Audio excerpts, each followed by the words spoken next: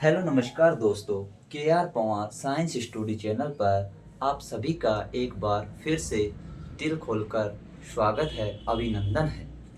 कहते हैं दोस्तों, क्या हार में क्या जीत में किंचित नहीं, भयभीत में कर्तव्य पथ पर जो भी मिला यह भी सही वो भी सही। वरदान नहीं मांगूंगा लेकिन हार कहीं कभी नहीं मानूंगा। तो दोस्तों, अपनी पिछली कक्षा में जाना था अपन ने वायरस के बारे में, लेकिन क्या था, लाइट जाने की वजह से उसका एक टॉपिक जुकाम वाला अधूरा रह गया था। उसको ख़त्म करते हुए अपन जीवाणु से फैलने वाले रोगों के बारे में जानेंगे, है ना दोस्तों। तो अपना कौन सा रह गया था? जुकाम। तो जुकाम के बारे में बेसिक सी जानकारी है। हमें पता है दोस्तों, आपको परेशानी भी बहुत हुई होगी, लेकिन इसके लिए हम क्षमा प्रार्थी हैं। जुकाम। जुकाम दोस्तों, यह राइनो वायरस द्वारा फैलने वाला रोग है। यह राइनो वायरस द्वारा फैलने वाला रोग है। दोस्तों, इसमें सबसे यही पूछा जाता है कि यह जुकाम किन कौन से वायरस से फैलता है। तो यह किस वायरस से फैलता है? राइनो वायरस के द्वारा। इससे प्रभावित अंग क्या होता है? यह श्वसन तंत्र तंत्र को प्रभावित करने वाला रोग होता है। दोस्तों, यह वायु के द्वारा फैलने वाला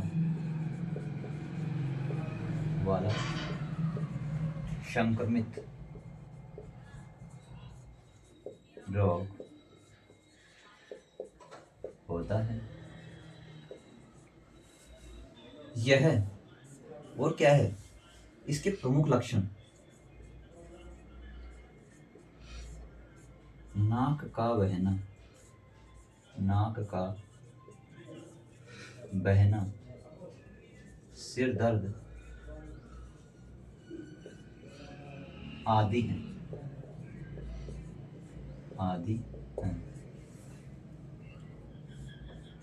इससे बचाव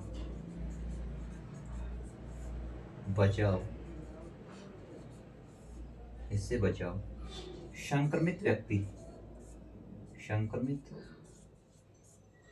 व्यक्ति से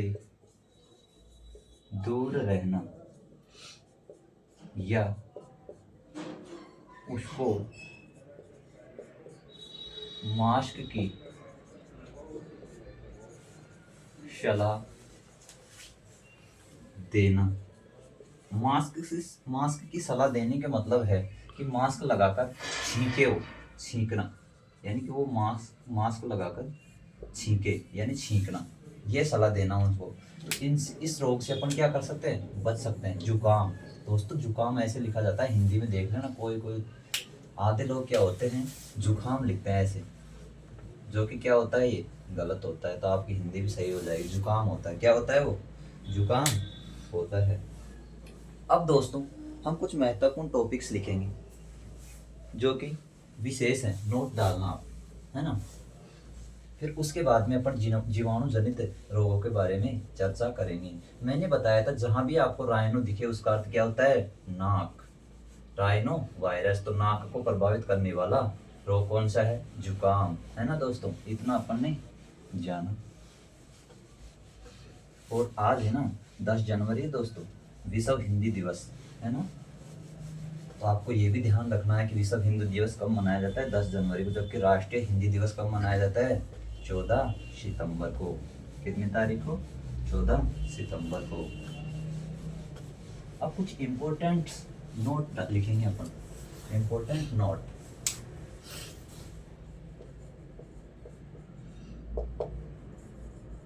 डिब्बे में बंद कर लेना भाई, है ना। मलेरिया, मलेरिया का टीका तैयार करने वाला कौन था? मलेरिया का टीका तैयार करने वाला कौन था? दूसरा है, दूसरा चेचक के टीके की, चेचक के टीके की खोज करने वाला कौन था? करने वाला कौन था? तीसरा है टीबी, टीबी रोग, टीबी रोग की खोज करने वाला कौन था? टीबी रोग की खोज करने वाला कौन था? चौथा है पोलियो, क्या? पोलियो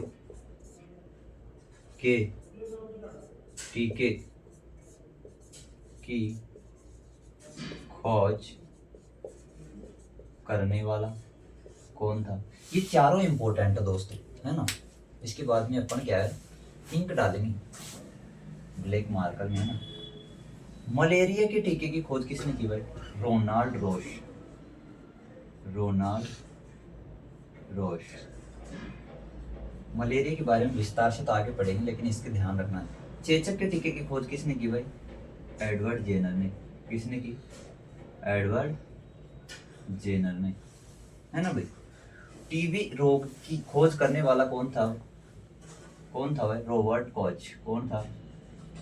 रॉबर्ट कॉच, है ना भाई। पोलियो के टीके की खोज करने वाला कौन था? हमने बात की थी ना, क्या? लुई, सॉरी यहाँ आएगा रेबीज के टीके की, सॉरी दोस्तों, पोलियो के टीके की नहीं, रेबीज। क्या आएगा? रेबीज।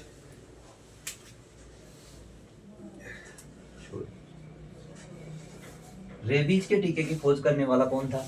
Louis Pasteur. कौन था? Louis Pasteur. तो दोस्तों ये हमेशा पूछे जाने वाले एग्जाम है। और एक है पेनिसिलिन के आविष्कारी कौन था? एक है पेनिसिलिन, पेनिसिलिन, पेनिसिलिन की खोज किसने की थी? दोस्तों ये अभी है ना, पशु परीक्षण एग्जाम में पूछा गया था, पेनिसिलिन की खोज किसने की? वो था अलेक्जेंडर फ्लेमिंग। कौन था?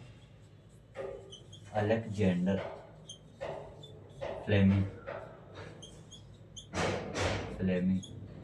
क्या है दोस्तों, यहाँ क्या है, पास में एक सड़क है, तो वहाँ से वाहन गुजरते हैं, कभी कभी शोर होता है, इसलिए हम क्षमा प्रार्थी हैं। क्या है कि समस्याओं का आना पार्ट ऑफ लाइफ है, और इन समस्याओं से लगकर इनकी खोपड़ी में छेद करना ही आर्ट ऑफ लाइफ अर्थात जीवन जीने की कला है। इसलिए थोड़ी समस्या का तो अपन को सामना करना ही पड़ेगा, है ना। इतना देखा आपने कि मलेरिया के टीके की खोज किसने की? रोनाल्ड रोस ने। चेचक के टीके की खोज किसने की? एडवर्ड जेनर ने। टीबी रोग की खोज करने वाला कौन था? Robert Koch. रेबीज के टीके की खोज करने वाला कौन था? Louis Pasteur. पेनिसिलिन की खोज करने वाला या आविष्कारक कौन था? Alexander Fleming. इतना आप इसको बॉक्स में बंद करके एक जगह कर लीजिए, क्योंकि कंटेंट अपना एक जगह रहेगा। अब बात करेंगे अपन जीवाणु जनित रोगों के बारे में, विस्तार से अध्ययन करेंगे, है ना। इतना आप सभी को समझ आया आशा करता हूं।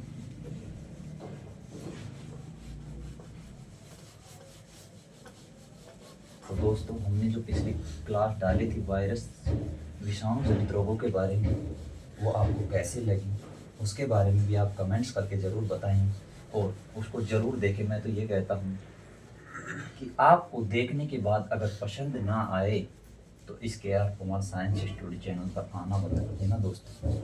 सच बता रहे हैं, क्योंकि वो दिल से बनाई हुई क्लास थी। दोनों ही क्लासें बहुत ही इम्पोर्टेंट थी। जो हमारे डिजीज चल रहे हैं, उसके अंदर रोग चल रहे हैं, है ना, और बिल्कुल सिंपल ट्रिकी के साथ सभी वायरस जनित रोगों को अपन ने कवर कर लिया है लगभग। अब आज हम बात करेंगे जीवाणु जनित रोगों के बारे में। कौन से रोगों के बारे में, अच्छे से मिटा देते हैं ना। तो सबसे मस्त ट्रिक आएगी आपके सामने जीवाणु जनित रोगों की। सबसे ऐसे पूछा जाता है कि निम्नलिखित में मुझे कौन सा जीवाणु जनित रोग है, उसके बारे में अपन जानेंगे। क्या? जीवाणु जनित रोग। जीवाणु जनित रोग। दोस्तों आपको पता तो है अपन कौन से रोग पढ़ रहे हैं? उपार्जित रोगों के संक्रामक रोग। उपार्जित रोगों के संक्रामक रोग पढ़ रहे हैं, क्योंकि जो जीवों के द्वारा फैलते हैं। अच्छा, इसकी महत्वपूर्ण ट्रिक देखते हैं, फिर उसके बाद में प्रत्येक रोग के बारे में अपन जानेंगे जो भी इम्पोर्टेंट हो। रेखा वाली तो अपन देखा था वायरस वाली थी, और इसके ट्रिक है पंडित का टिक न्यू है सिया। पंडित ट्रिक क्या है भाई? पंडित ट्रिक है भाई, पंडित का टिक क्या? पंडित का टिक न्यू है सिया। न्यू है सिया। तो इससे आप समझ सकते हो दोस्तों कि सिया यानी बैक्टीरिया। सिया बोले तो बैक्टीरिया, सिया बोले तो बैक्टीरिया, है ना दोस्तों। जीवाणु जनित रोगों के बारे में अपन जान रहे हैं, तो अपन ने ट्रिक देख लिए। पंडित का टिक न्यू है सिया। पंडित का टिक न्यू है सिया। लेकिन इससे पहले अपन क्या जान लेते हैं? जीवाणु के बारे में विस्तार से जान लेते हैं। ये जीवाणु क्या है? क्या है जीवाणु, है ना। तो दोस्तों जीवाणु की खोजकर्ता कौन था? जीवाणु मतलब कि ये सूक्ष्मतम वे कण होते हैं जो बिना सूक्ष्मदर्शी यंत्र की सहायता से इनको भी हम नहीं देख सकते, जिनको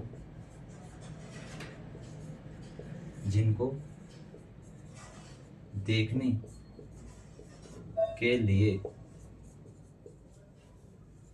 सूक्ष्मदर्शी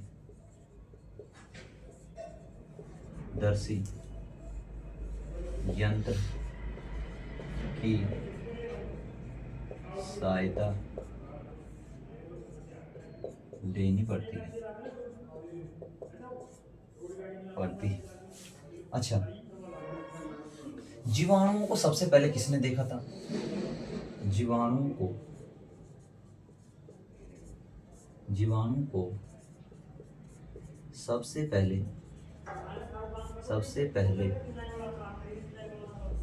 सबसे पहले लार में एंटीवॉन किसने देखा था? एंटीवॉन ल्यूऑन हॉक। एंटीवॉन ल्यूऑन हॉक ने सबसे पहले लार में जीवाणु को देखा था। जीवाणुओं का अध्ययन क्या कहलाता है दोस्तों? Study of bacteriology. Study of bacteria यानी जीवाणुओं का अध्ययन। जीवाणु का अध्ययन क्या कहलाता है? उसको कहते हैं बैक्टीरियोलॉजी। क्या कहते हैं दोस्तों? बैक्टीरियोलॉजी।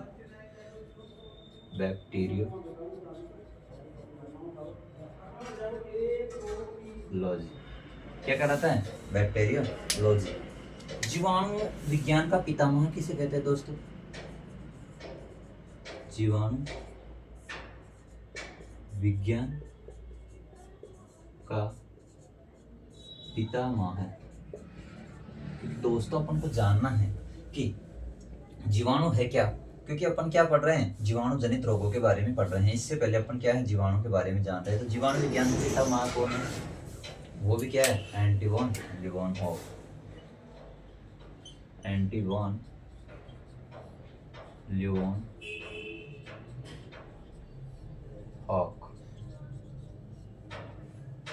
दोस्तों ये सामान्यतः क्या होते हैं, एक कोश के होते हैं। ये सामान्यतः सूक्ष्मतम एक कोशिकीय होते हैं। एक कोशिकीय होते हैं। इनका आकार कैसा होता है, क्या होते हैं, एक कोशिकीय होते हैं। इनका आकार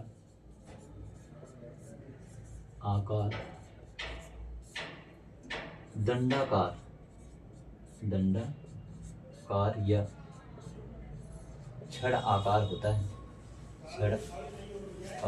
है। दोस्तों ये कुछ लाभदायक इंक डाल लेते हैं ना अपन, थोड़ी इंक डाल लेते हैं। क्या है, आपको देखने में समस्या आ रही है दोस्तों, है ना, तो अपन क्या करते हैं, इंक डाल लेते हैं।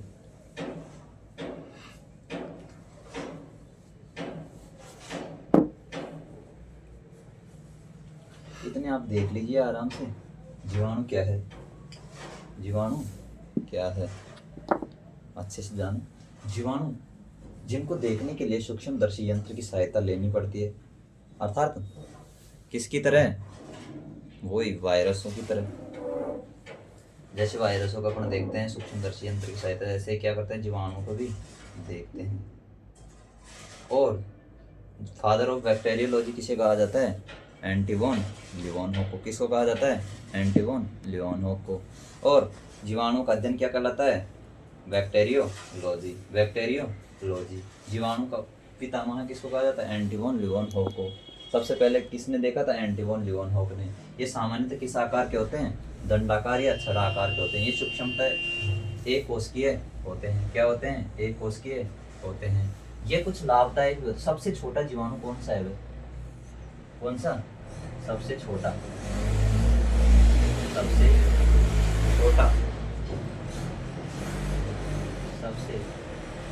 जीवाणु कौन सा है, माइकोप्लाज्मा। कौन सा है, माइकोप्लाज्मा। कौन सा है भाई, माइकोप्लाज्मा। कुछ जीवाणु होते हैं ना, वो लाभदायक भी होते हैं भाई। कुछ जीवाणु क्या होते हैं, लाभदायक, और कुछ क्या होते हैं, हानिकारक। क्या होते हैं, हानिकारक। लाभदायक जीवाणु होते हैं दोस्तों, जैसे एक होता है अपन मटर के पौधों की जड़ों में देखा जाए तो क्या पाया जाता है, मटर की जड़ों में वो कौन सा पाया जाता है, राइजोबियम। कौन सा पाया जाता है, राइजोबियम। और एक कौन सा पाया जाता है, ये मटर की जड़ों में नहीं पाया जाता राइजोबियम, तो क्या पाया जाता है, मटर की जड़ों में। और एक होता है एजोबैक्टर। ये भी क्या पाए जाते हैं, कृषि में पाए जाते हैं। तो ये क्या करते हैं, नाइट्रोजन का फिक्सेशन करते हैं, यानी स्थिरीकरण करते हैं। N2 का स्थिरीकरण कर अपना भोजन स्वयं बनाते हैं। तो ये तो क्या हुए, लाभदायक हुए। जैसे जीवाणु एक अपना दही में पाया जाता है। क्या करता है, वो दही को जमाने का काम करता है। और वो कौन सा है, लैक्टोबैसिलस।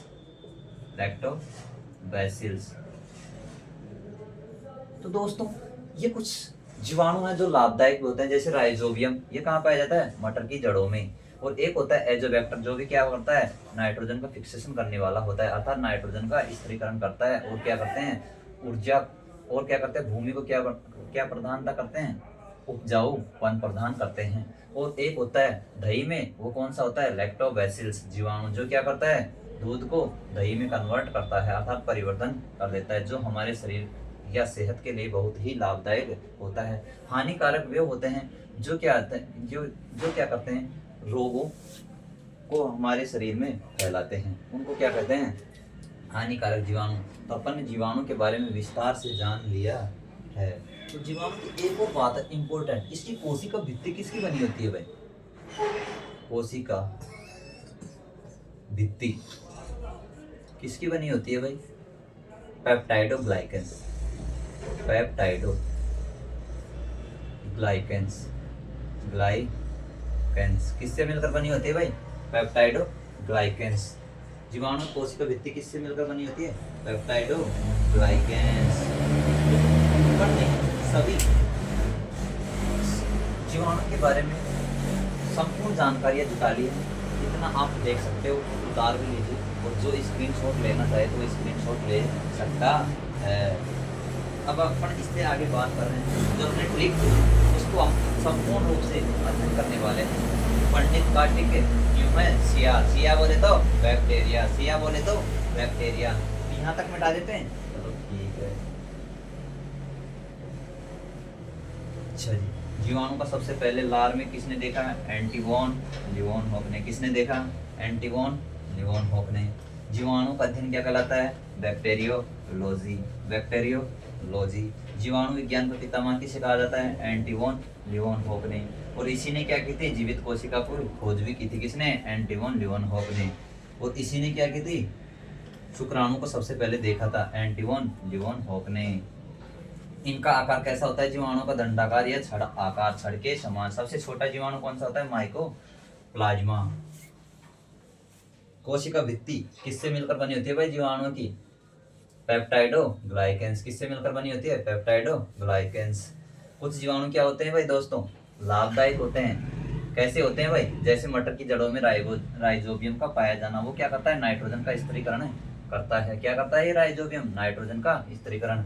एक होता है एजोबैक्टर, ये भी कहाँ पाया जाता है? जड़ों में पाया जाता है। ये भी क्या करता है? नाइट्रोजन का स्थिरीकरण, जिससे क्या होता है? भूमि का उपजाऊपन बढ़ता है, और क्या होता है? अच्छी फसल पैदावार होती है। और एक होता है कौन सा लाभदायक? लैक्टोबैसिलस जीवाणु, जो किसमें पाया जाता है? दही में पाया जाता है। वो क्या करता है? दही को जमाने का कार्य करता है, दूध से दही में कन्वर्ट करने का कार्य करता है। अब देखते हैं अपन इस ट्रिक की पोस्टमार्टम कर देते हैं दोस्तों, है ना? पोस्टमार्टम कर देते हैं। पैसे क्या आएगा दोस्तों? प्लेग। क्या आएगा? अब अच्छा दिख रहा होगा शायद, मैं आशा करता हूँ आपको। प्लेग। दूसरा आएगा अपना डिप्थेरिया। क्या आएगा? डिप्थेरिया। ये कौन से रोग पढ़ रहे हैं अपन? बैक्टीरिया जनित। सिया बोले तो बैक्टीरिया, तैसे तपेदिक, तपेदिक। दोस्तों इस रोग को क्षय रोग भी कहते हैं, और इसको टीबी भी कहते हैं। क्या कहते हैं? टीबी। ये तीनों एक ही रोग हैं, है ना? एक आता है ये, इसको कॉमन ले ले क्या, इसको काली खांसी। क्या है? क्या है दोस्तों इसका? काफ और काली खांसी, काफ और काली खांसी, काली खांसी। अच्छा, T4 बोले तो टिटेनस। क्या है? Tetanus, tetanus. K4 बोले तो क्या? कुष्ठ रोग। क्या? कुष्ठ रोग। N4 बोले तो न्यूमोनिया। क्या है दोस्तों? Pneumonia, pneumonia. H4 बोले तो हेजा। क्या है दोस्तों? हेजा। C4 बोले तो सिफिलिस। क्या है दोस्तों? सिफिलिस। या 4 बोले तो गोनेरिया। क्या है? या अंतिम वर्ड गोनेरिया, गोनेरिया। ये क्या रोग होते हैं दोस्तों? ये जनन अंगों संबंधित होता है। जनन अंगों के संबंध, जनन अंगों से संबंधित होते हैं। जननांगों से संबंधित होते हैं। पूछा जा सकता है कि कौन सा रोग जनन अंगों से संबंधित है, तो वो है सिफिलिस और गोनेरिया, है ना? तो अपन ने ये क्या जाना? पंडित कार्टिक न्यू है सिया। सिया बोले तो बैक्टीरिया। पंडित कार्टिक न्यू है सिया। सिया बोले तो बैक्टीरिया। क्योंकि अपन बार बार प्रयास करेंगे तो दोस्तों याद हो जाएगा, और याद होना कोई बड़ी बात नहीं है। Plague, P for plague, D for diphtheria, T for तपेदिक तैसे, तपेदिक कासे, काली खांसी टी से, टिटेनस टी से, टिटेनस कैसे, कुष्ठ रोग कैसे, कुष्ठ रोग, न्यू से निमोनिया, हे से हेजा, या सी से सिफिलिस, और गो से गोनेरिया। ये क्या है भाई? जीवाणु से फैलने वाले रोग हैं, इतना आप सभी ने जाना है ना दोस्तों।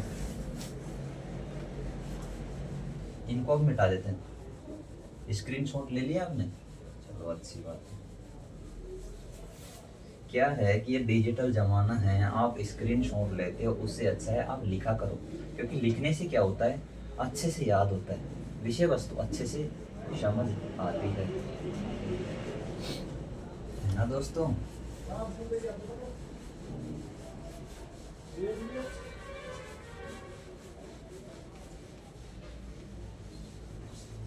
दोस्तों क्या है, लाइट चली गई तो आज के लिए इतना ही, इससे आगे अपन कब पढ़ेंगे, है ना दोस्तों। आज के लिए इतना ही।